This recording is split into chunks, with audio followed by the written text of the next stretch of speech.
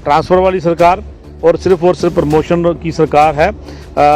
Development के नाम पे या लोगों की सेटिस्फेक्शन का लेवल की अगर बात करें तो ये सरकार विफल है। कल उमर साहब खुद एक सभा में कह रहे थे कि मैंने कभी नहीं कहा कि एलजी साहब के पास सब कुछ है, मेरे पास कुछ नहीं है। अगर आपने कभी ये नहीं कहा और सब कुछ आपके पास ही है, फिर आप काम क्यों नहीं करते? तो मुझे लगता है कहीं ना कहीं अपनी विफलता का और जो एक डेवलपमेंट के लेवल पे जो फेलियर है उसका ठीका फोड़ने की कोशिश करते हैं। चपरासी से लेके डायरेक्टर तक बात करें तो वो हमारे चीफ मिनिस्टर साहब के पास है, आपका हर एक केएस ऑफिसर आपके पास है।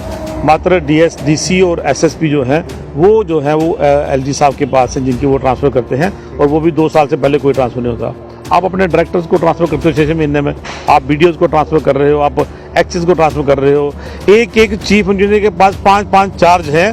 आप एक एससी को प्रमोट करके चीफ नहीं बना रहे हो, क्योंकि उसमें आपका क्या इंटरेस्ट है, क्या फ़ायदा है, वो आप जानते हैं, या डिपार्टमेंट जानता है कि एक चीफ इंजीनियर जो है आज वो 5 डिपार्टमेंट का चार्ज संभाले हुआ है।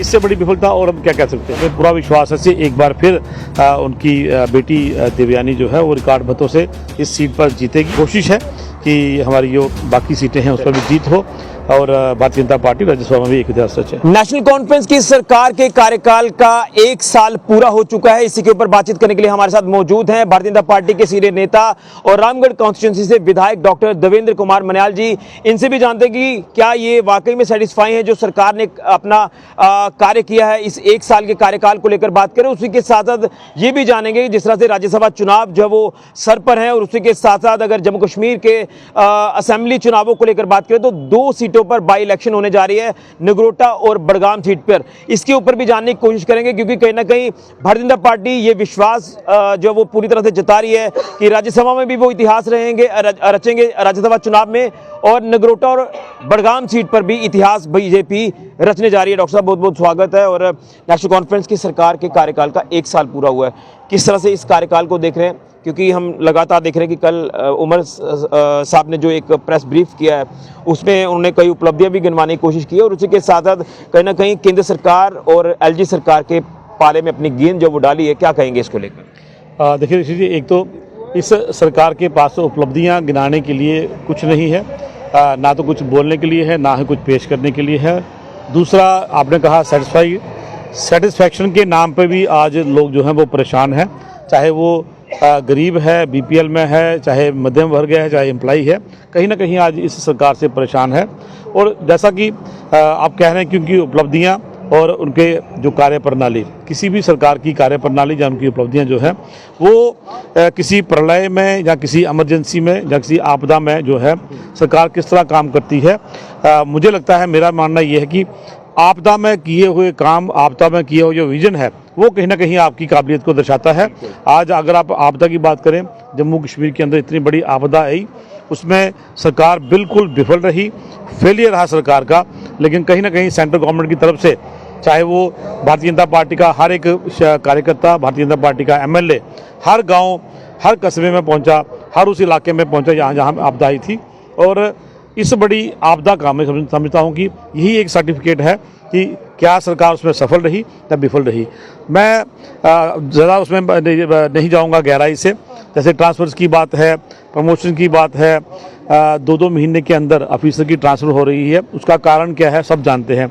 6 महीने के अंदर ऑफिसर ट्रांसफ़र हो रहा है, प्रमोट हो रहा है, ऑफिसर्स को कोर्ट में जाना पड़ रहा है क्योंकि 6 महीने के अंदर उसकी 3-3 ट्रांसफ़र हो रही हैं। ट्रांसफ़र वाली सरकार और सिर्फ प्रमोशन की सरकार है।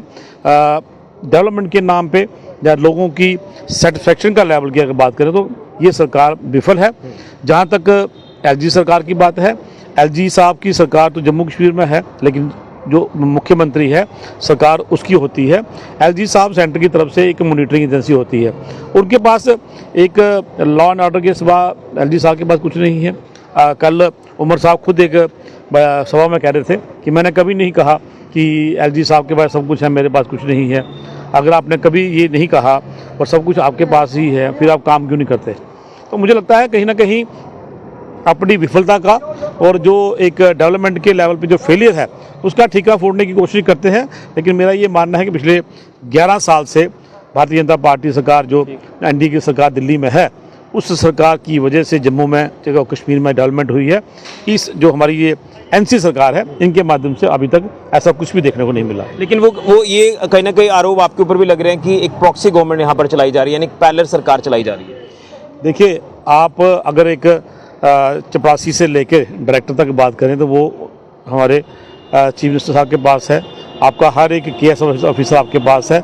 मात्र डीएस, डीसी और एसएसपी जो हैं वो एलजी साहब के पास है, जिनकी वो ट्रांसफ़र करते हैं, और वो भी 2 साल से पहले कोई ट्रांसफ़र नहीं होता।